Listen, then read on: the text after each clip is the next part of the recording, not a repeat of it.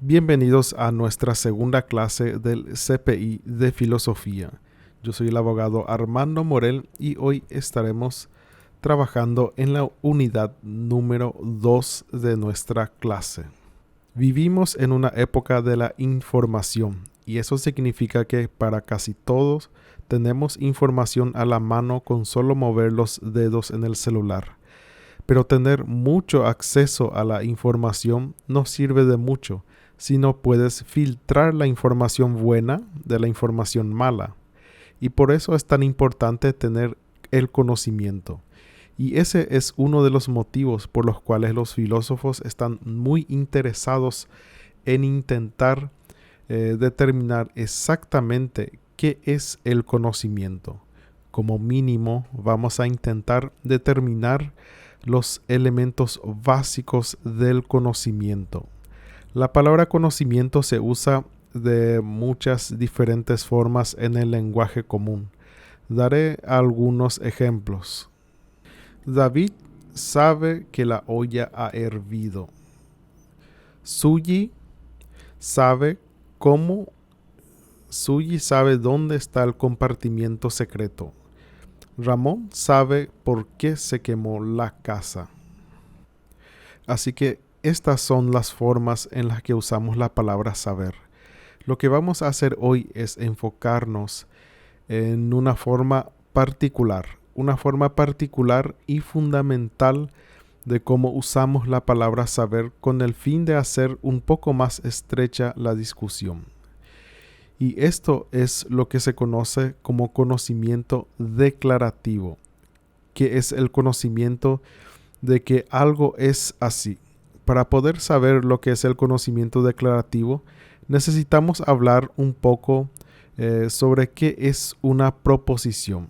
Una proposición es la que se expresa a través de una oración declarativa, es decir, una oración que declara algo es lo que es. Piensa en esta oración. El gato está en el tapete. Es una oración que declara, hay un gato sobre el tapete. Pero todas las oraciones son así. Pero no todas las oraciones son así. Piensa en una oración como, cierra la puerta o sí, por favor. Esas oraciones no están describiendo el mundo de cierta forma. El conocimiento declarativo es el tipo de cosa que puede ser verdadera o falsa. Una oración como cierra la puerta no es el tipo de cosas que pueden ser cierta o falsa porque no describe el mundo como algo que es de cierta forma. Pero una oración como el gato está en el tapete podría ser certera. Hay un gato en el tapete, o podría ser falsa. No hay un gato sobre el tapete. Y si tienes el conocimiento declarativo de esta proposición, entonces sabes que el gato está sobre el tapete. Una forma de entender lo que involucra el conocimiento declarativo es contrastarlo con otro tipo de conocimiento llamado en inglés el know-how, literalmente saber cómo, o conocimiento de habilidad. Saber que París es la capital de Francia es una cosa muy distinta que saber andar de bicicleta. En el caso anterior, el de saber andar de bicicleta, el conocimiento se conecta con la manifestación de una habilidad o talento. Hay dos elementos básicos del conocimiento declarativo en lo que básicamente todos están de acuerdo. El primero es la verdad.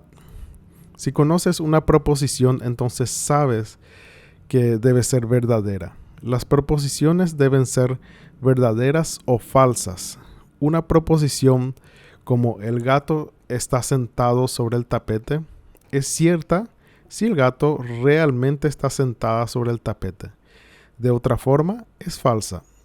Decir que el conocimiento declarativo requiere de verdad es decir que no puedes conocer una falsedad. El segundo elemento básico del conocimiento es que debes creer en ella. Así se sabe que París es la capital de Francia. Entonces, por lo menos, debes creer que París es la capital de Francia. Por supuesto, a veces explícitamente contrastamos creencia y conocimiento. Podríamos decir algo como: no meramente creo que París es la capital de Francia, lo sé. Y la sugerencia parece ser que el conocimiento es distinto de la creencia, porque lo que realmente decimos cuando decimos algo así no es nada más que lo creo. No solo lo creo, además lo sé. Lo que estamos señalando ahí es que el conocimiento es algo más fuerte que la creencia. Por supuesto, eso es completamente compatible con la noción de que el conocimiento requiere como mínimo creencia. Nota que cuando decimos que el conocimiento requiere veracidad, lo único que queremos decir por ello es que lo que no podemos conocer no podemos conocer una falsedad. En particular, no estamos sugiriendo que cuando conoces debe ser infalible o que debes estar completamente seguro. El conocimiento requiere de certidumbre, no requiere de infalibilidad, pero es inconsistente con conocer una falsedad.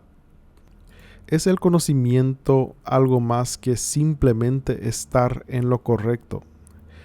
Creo que una reflexión corta revela que tiene que haber algo más, porque hay muchas formas en las que uno puede acertar o tener un conocimiento verdadero, pero no contarían cómo saber.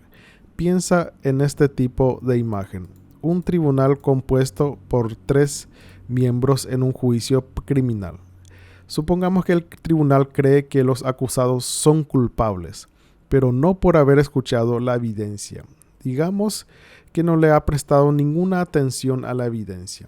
Forma su juicio de que el acusado es culpable solo en base al prejuicio. El tribunal formó su juicio en un instante con base en el prejuicio de que el acusado es culpable. Bien podría ser que el acusado es culpable. Así, tiene una creencia verdadera. Aciertan. Pero claramente no contarías cómo saber que el acusado es culpable con solo formar un juicio rápido basado en un prejuicio. Compara con un tribunal que forma su creencia sobre la culpabilidad del acusado a través del prejuicio con otro tipo de tribunal que pone atención cuidadosa a la evidencia, reflexiona las cuestiones, escucha el testimonio de ambos lados y todo eso, y así forma un juicio de que el acusado es culpable. Ambos miembros del tribunal terminan con el mismo veredicto y, por supuesto, ambos aciertan. Pero el primer tribunal que toma la decisión con solo en base a los prejuicios es alguien que no sabe. El segundo tribunal, al que revisa la evidencia y reflexiona sobre ella cuidadosamente, sí sabe. Esto da lugar a una pregunta interesante para los filósofos del conocimiento. El conocimiento requiere más que la mera creencia verdadera, más que solo acertar. Requiere del tipo de cosas que el segundo tribunal hizo: atender la evidencia, pensar las cosas, llegar a un juicio correcto.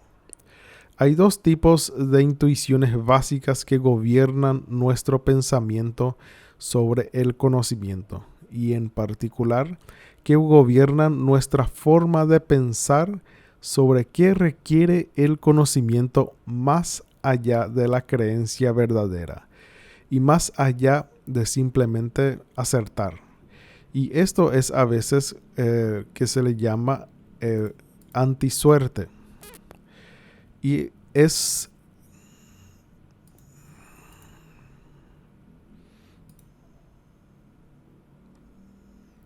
Y lo que esto significa es que cuando sabes que estás acertando, tu creencia verdadera no es cuestión de mera suerte. Recuerda al tribunal que forma su creencia a través de prejuicio. Aunque acertó, aunque terminó con una creencia verdadera, la forma en que tomó su creencia no suele ser una buena forma de llegar a la verdad. Aunque tenga una creencia verdadera, es cuestión de pura suerte que esa creencia sea verdadera. Es por puro azar que forma una creencia a través del prejuicio que resulta ser cierta.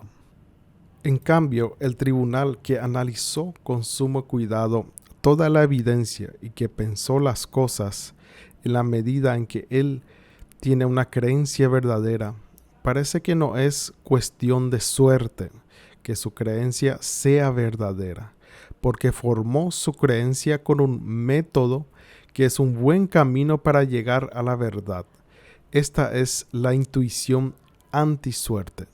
Es cuando sabes que tu creencia verdadera no es cuestión de mera suerte.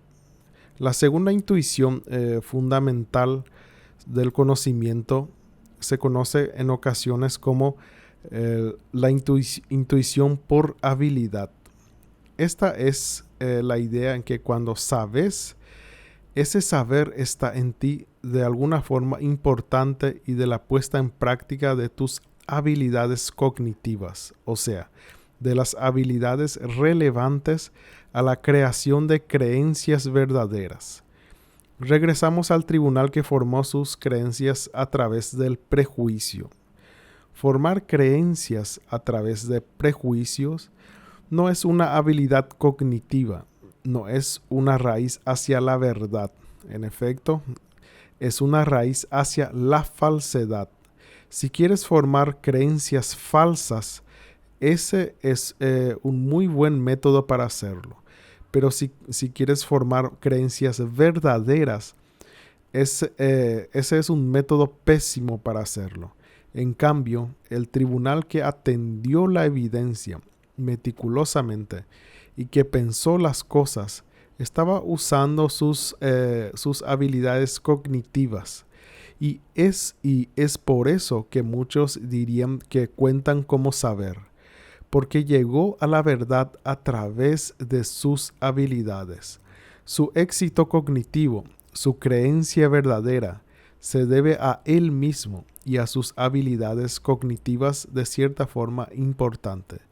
Esto no sucede con el tribunal que formó formó creencias partiendo del prejuicio. Así que tenemos dos intuiciones fundamentales sobre el saber y resulta que que pueden estar estrechamente relacionados. Podrían terminar siendo en esencia la misma intuición. La primera dice: si sabes, tu creencia verdadera no se debe a la suerte. La segunda dice: si sabes, tu creencia verdadera se debe de alguna forma a tus habilidades. La explicación clásica del conocimiento y el problema de Gettier. En la parte anterior vimos que el conocimiento requiere de creencia verdadera, es decir, requiere acertar. Pero también vimos que requiere de mucho más que una mera creencia verdadera. Y la pregunta que viene, ¿qué necesitamos añadirle a la creencia verdadera para poder tener conocimiento? Hay una explicación para convertir la creencia verdadera en conocimiento y que era hasta hace poco la perspectiva dominante en la teoría del conocimiento. Se le conoce como la descripción clásica del conocimiento. La descripción clásica del conocimiento ha sido defendida desde la antigüedad. Esto es lo que dice. Dice que el conocimiento es la creencia verdadera justificada, es decir, requiere verdad, creencia y también requiere una tercera condición que usualmente se llama condición de justificación. En este punto, ¿cuál es la diferencia entre el conocimiento y la mera creencia verdadera o meramente acertar? Pues la diferencia es que cuando uno sabe, uno tiene una justificación para lo que uno cree. Eso significa que uno tiene buenos razonamientos que uno puede ofrecer en apoyo a lo que uno cree. Desafortunadamente, la descripción clásica del conocimiento no funciona.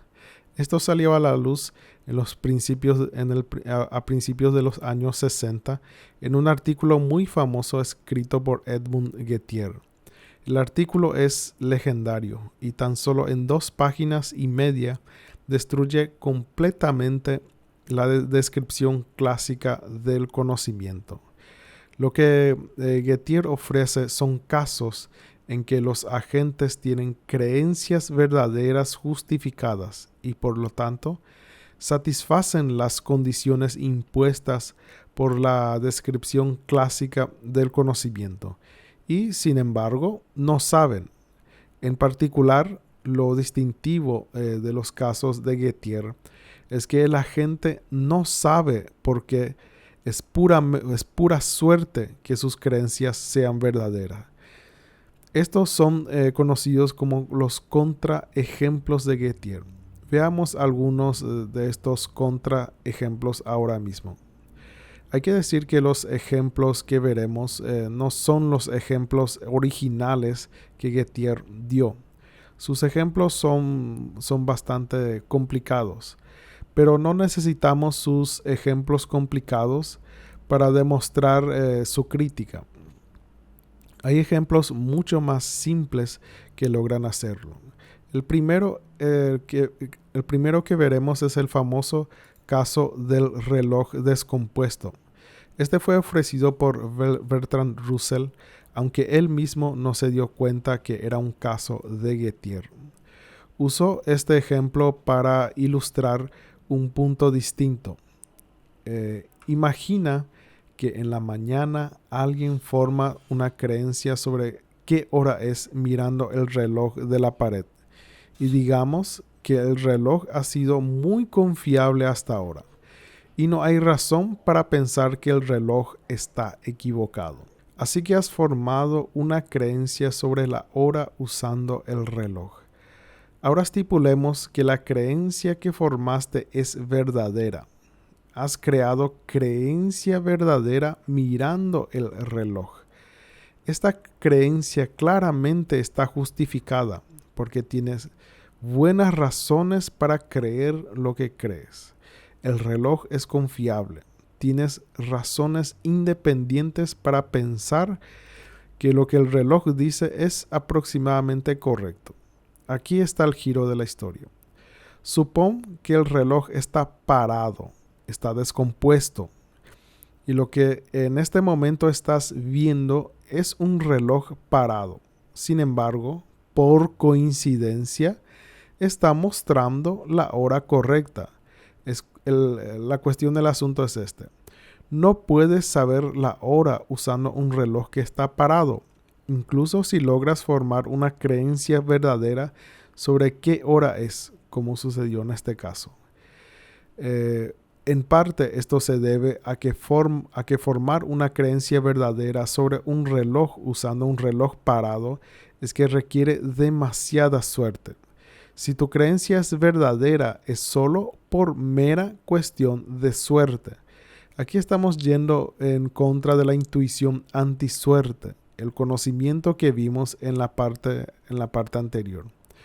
Parece que aquí tenemos una creencia verdadera justificada por lo que satisface la condición de la descripción clásica del conocimiento y sin embargo no tenemos conocimiento. Ahora veamos el segundo caso de Gettier, cortesía de Roderick Chisholm, quien fue un filósofo norteamericano. Imagina un granjero observando su campo en un día soleado. Observa lo que parece ser una oveja en el campo. Con base a eso, forma la creencia de que hay una oveja en el campo. Si realmente hay una oveja en el campo, entonces tendremos una creencia justificada verdadera. Si la justificación se basa en una concepción factible, habrá una creencia verdadera justificada de que hay una oveja en el campo. Después de todo, está viendo algo en un día soleado que se parece a algo con lo que está muy familiarizado. El granjero parece tener una creencia verdadera justificada. Aquí está el problema. Supón que estamos en el caso en que el granjero no está viendo una oveja real. Lo que está viendo es un objeto con forma de oveja. Digamos que es un perro lanudo o una piedra con forma de oveja o algo que parece una oveja, pero de hecho no lo es. Ahora supón que realmente hay una oveja en el campo. Está escondida detrás de la cosa que el granjero está viendo. El granjero tiene una creencia verdadera justificada, pero realmente no sabe que hay una oveja en el campo porque lo que él ve no es una oveja. De nuevo, la moraleja de esto parece ser que él no sabe porque su creencia es pura suerte. Tiene una creencia que bien podría ser falsa, y la razón por la que podría ser falsa es que no está viendo una oveja, sino un objeto que parece una oveja. Si no hubiera habido una oveja escondida detrás del objeto con forma de oveja, su creencia habría sido verdadera. De nuevo, esto es un caso de Gettier. Una creencia verdadera y justificada no es lo mismo que conocimiento. No es conocimiento porque, aunque la creencia es verdadera y justificada, es solo cuestión de suerte que la creencia verdadera. El problema de Gettier es un problema serio. No es un problema que pueda ser resuelto discutiendo los detalles de cada caso particular. Al contrario, necesitamos una forma general de excluir los casos de Gettier en nuestra teoría del conocimiento. En las discusiones inmediatas después de la publicación del artículo de Gettier, la gente pensaba que habría una solución simple, quizá. Lo único que necesitamos es añadir una cuarta condición, la que se encargue del problema de Gettier. Pero pronto quedó claro que no sería tan fácil como parecía.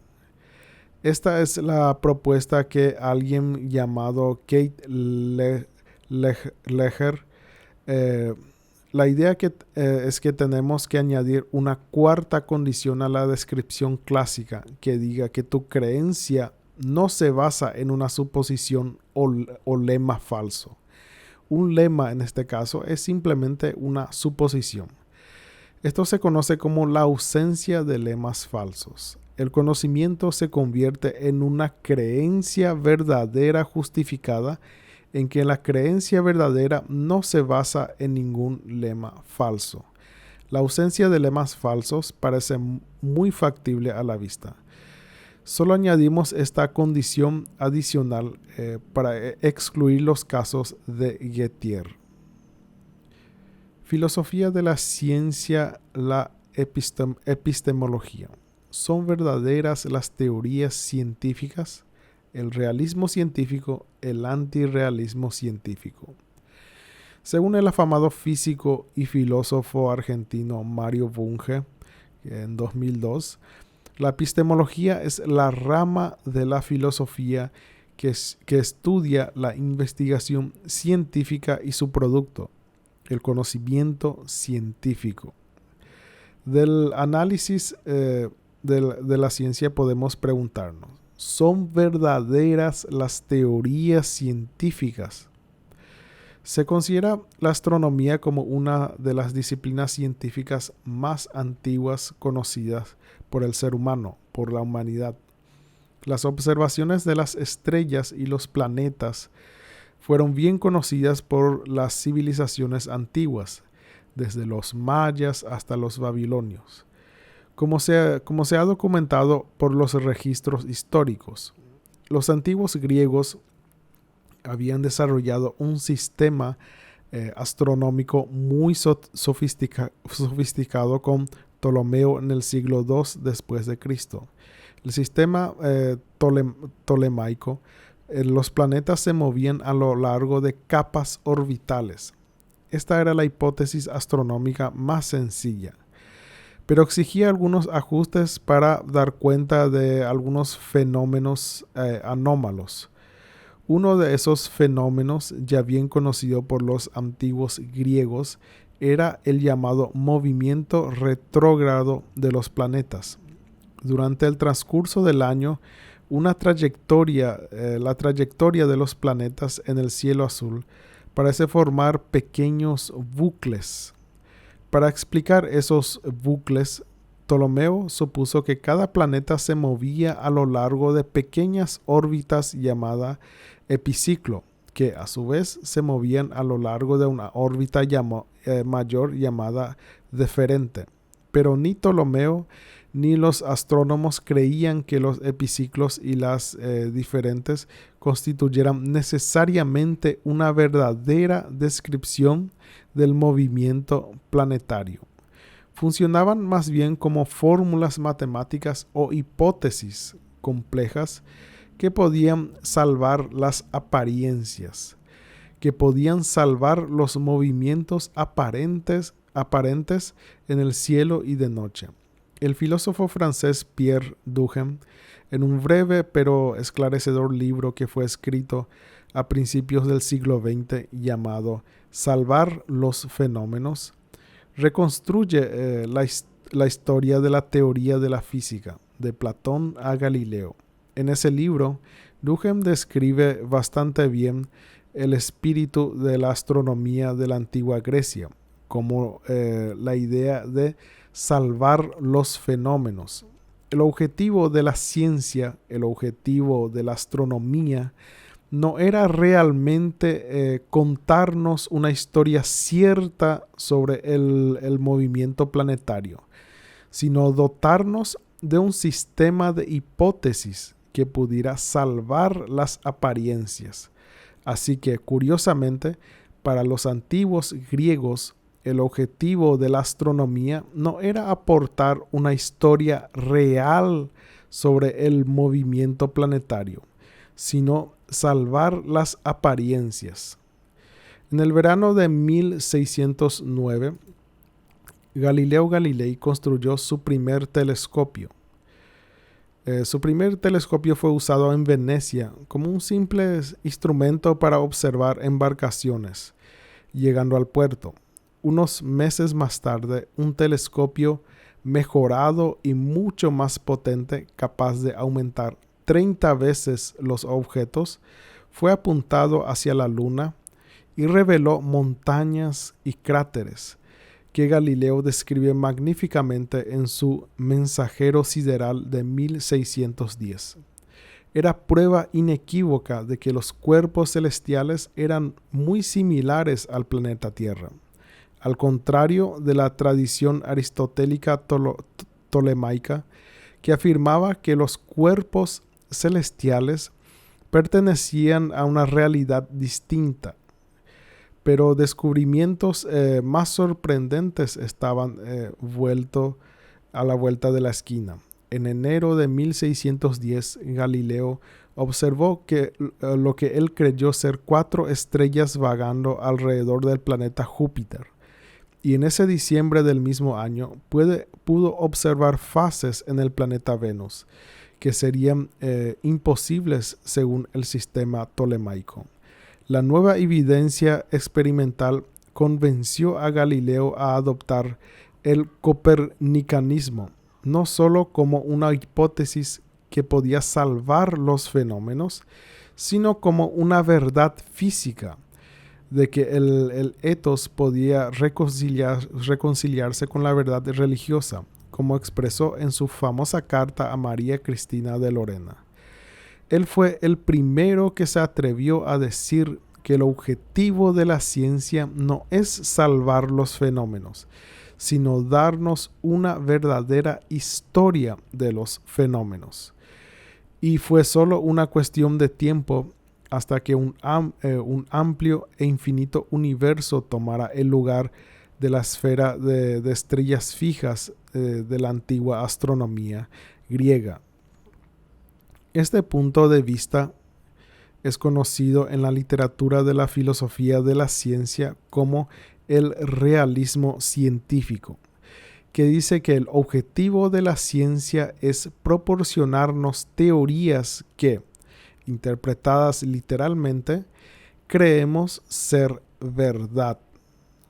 Pero también existe el antirrealismo científico, una destacada variedad en la filosofía moderna de la ciencia es la que se conoce como empirismo constructivo, que fue elaborado por el filósofo norteamericano Vas van Fraassen a inicios de los años 80. El empirista constructivo estaría en desacuerdo con el realista acerca del aspecto epistémico.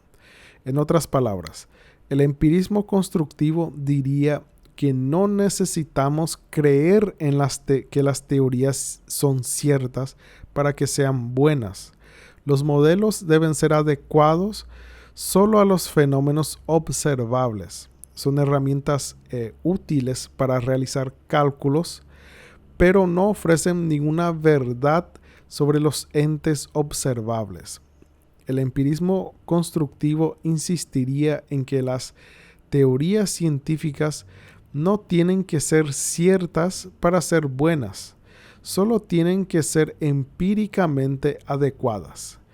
Y pueden serlo siempre que lo que digan acerca de las cosas observables y de los sucesos pasados, presentes y futuros del mundo sean verdad. Es decir, las teorías son empíricamente adecuadas si la teoría salva los fenómenos. Así, la adecuación empírica y no la verdad se convierte en el objetivo de la ciencia.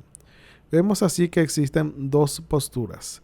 El realismo científico, que dice que las teorías científicas son verdaderas y explican la naturaleza de forma cierta, y el antirrealismo, que nos dice que las teorías científicas no tienen que ser necesariamente verdaderas, solo tienen que poder darnos una explicación creíble de los fenómenos de la naturaleza.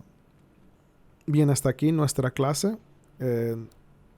No se olviden ingresar a nuestra plataforma y revisar las tareas de la semana. De mi parte es todo. Hasta pronto.